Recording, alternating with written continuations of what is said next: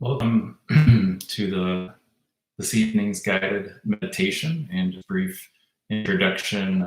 So my name is Aaron Less. I'm part of Charlotte Center for Mindfulness, and we're here really to offer these sessions virtually as a chance to come together as community to practice mindfulness, which is certainly incredibly relevant in the current moment.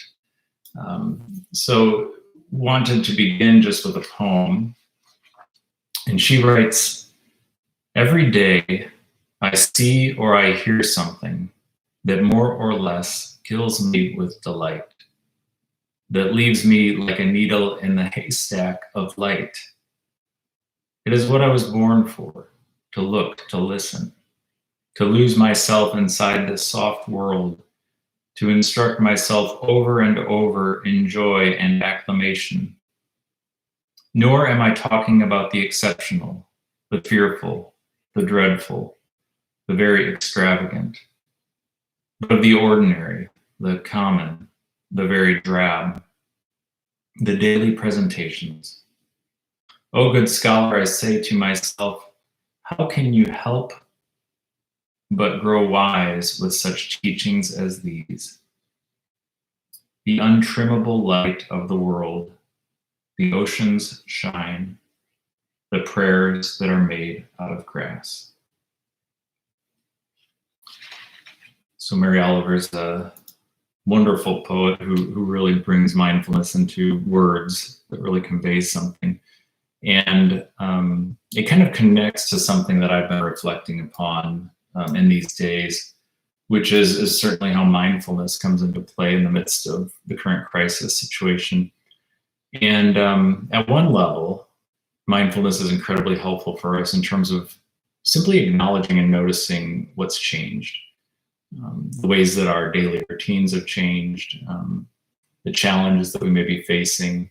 Could be employment issue, loss of a job, or loss or decrease of income. Could be separation from family and friends, or daily activities and outings that are otherwise, a critical part of our lives. And so, not turning away from and denying or ignoring the real meaningful impact these changes have on us, and actually turning it toward what's difficult, turning toward our own hearts and our own emotions, acknowledging fully, bringing a level of compassion and care to our own experience.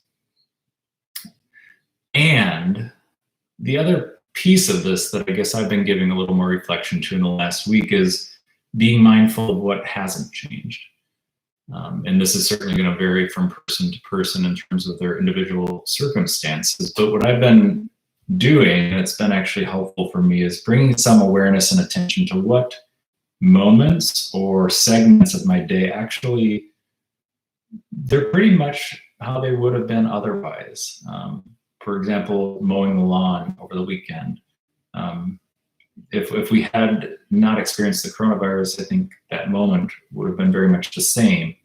Going for a walk, having periodic phone calls with friends and family, something I do regardless, and maybe doing it more often now. Or preparing a meal, or my morning routine.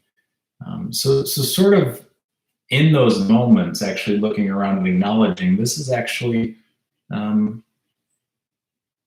not so different. And actually, to the point of Mary Oliver's poem here, is to allow some of those mundane moments to be meaningful, and even to be a place of resting in a sense, because at some level, many of us, if not all of us, are very focused and preoccupied on when is this all going to be over. And we can't make it be over faster than it is, as much as we'd like to. So the alternative is to practice being fully present for what is here, acknowledging what's difficult, but then finding those places. I almost think of like settling in to those moments of our days that are actually, again, maybe not that much different. Maybe as a way of sensing some sense of normalcy. And the time will pass, and things will come back to normal. We don't know when. But in the meantime, this is still our lives, and can we show up fully even with the limitations. So I just want to share that with you as a reflection before we move into a guided practice here. So with the guided practice, we'll go for maybe about 10 minutes, maybe a little bit less. And so just taking an opportunity to situate yourself physically, finding a way of sitting that's supportive of practice, that'll allow you to have that sense of being both grounded and also alert. So oftentimes that might mean coming a little bit away from the back of your chair, although that's not required. Allowing the feet to be flat on the floor. And by the way, you can practice in other positions. Sometimes a practice might be lying down, for example. But the idea of the sitting upright oftentimes is helping us alert, especially late in the day like it is. And if you wish, you might close your eyes. I'll be closing my eyes and just taking an opportunity to check in with the body again, feeling the sense of sitting here with the feeling of contact with the floor, the feet resting on the floor, and the sense of support of the chair, and just even checking in where exactly do I feel that sense of contact with the surfaces that are supporting me, or even the sense of air in contact with the skin.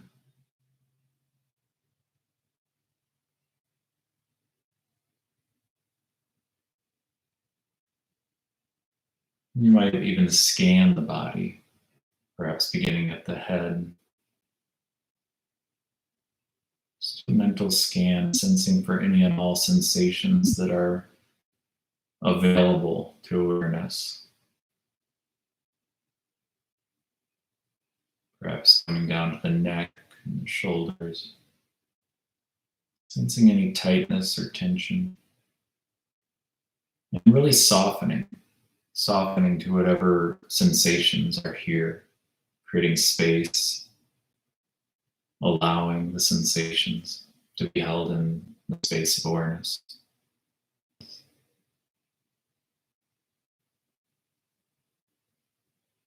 Where the chest, the back, including the lower back and the belly, perhaps sensing the belly rise and fall with each breath. Wherever the sensations of the pelvis, the legs, all the way down to the feet. Again, feeling the feet and the toes, and whatever sensations accompany those in terms of contact. And now sensing the body sitting here as a whole, a certain amount of dignity, and allowing the body and mind to come into contact with the breath. So the sense of resting awareness on the movements and sensations, the motion of the breath.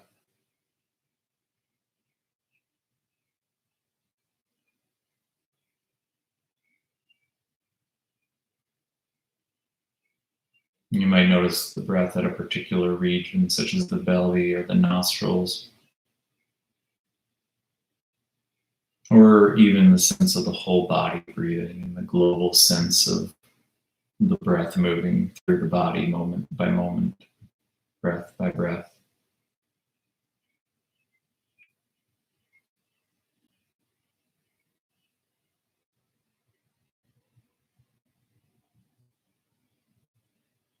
Not trying to change the breath, rather letting the body breathe itself.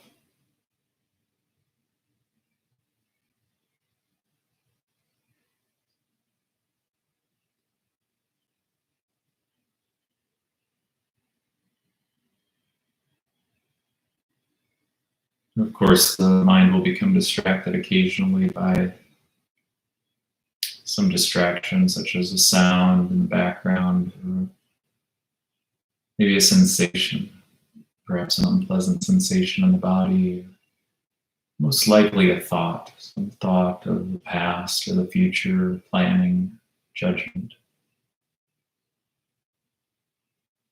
So as soon as you notice that distraction, that the mind has left in some way, gently but firmly bringing awareness back to inhabit this moment, to accompany this breath, to follow the full duration of the in-breath, the full duration of the out-breath.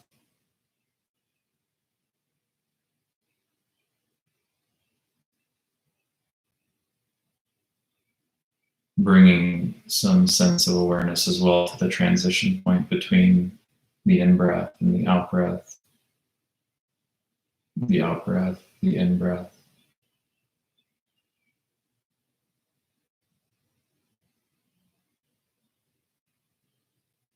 And in some way taking refuge in this moment.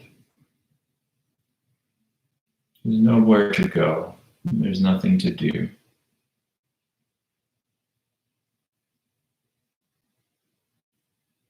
Allowing this moment to be as it is fully, allowing yourself to be as you are.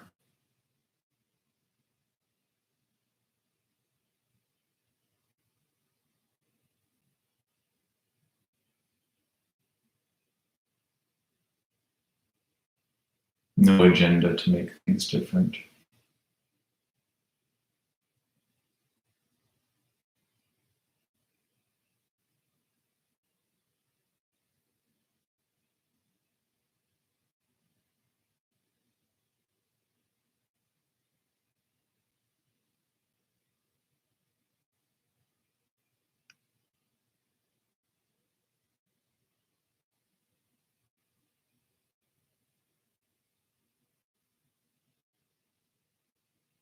And being aware, being conscious, present, awake to the unfolding of each moment. Letting the breath be a powerful ally for staying rooted and connected to this moment, this place that we live our entire lives, the now, the present moment.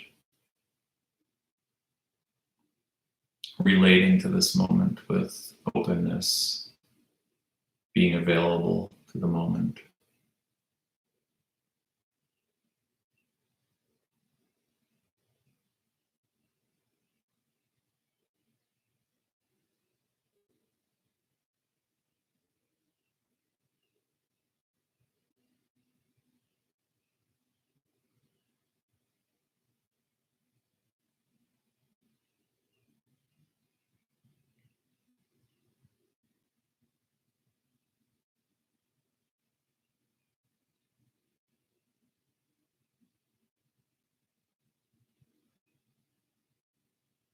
And of course, the mind will find patterns of thought, preoccupations.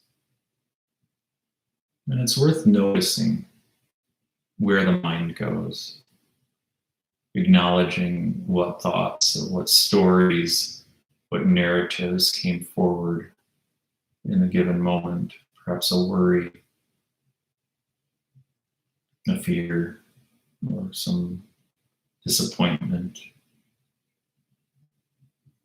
Or it could be something you're looking forward to or anticipating, gratitude. But noticing where the mind left to, noticing any emotional charge, and even feeling that emotional charge in the body. Noticing where these sensations, the emotion showed up in terms of sensations. Perhaps the chest or the belly or the throat. Places that emotions are often registered. And then just reminding yourself again to be here in this moment, to release and let go of that stream of thought without pushing it away, rejecting it, but just that sincere intention to return to the now, to reconnect, to reground, to settle on the breath, to follow the breath. Not as a way of rejecting anything that came up for you, but as a way of connecting more deeply to this precious moment, to this life.